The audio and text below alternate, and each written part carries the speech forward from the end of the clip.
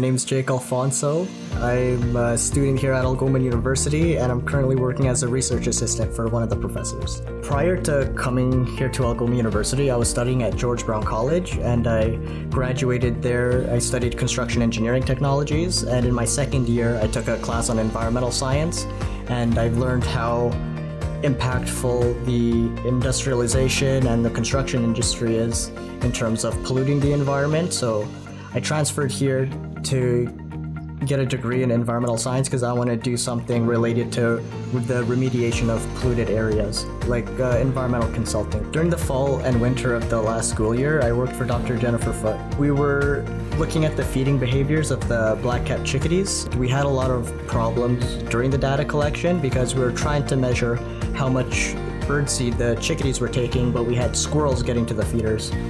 The traps that Dr. Foote was using previously, the door wouldn't close properly, so I re-engineered it in a way so that the door could go down, and even if the bird were to push on the door a little bit, it wouldn't be able to escape through.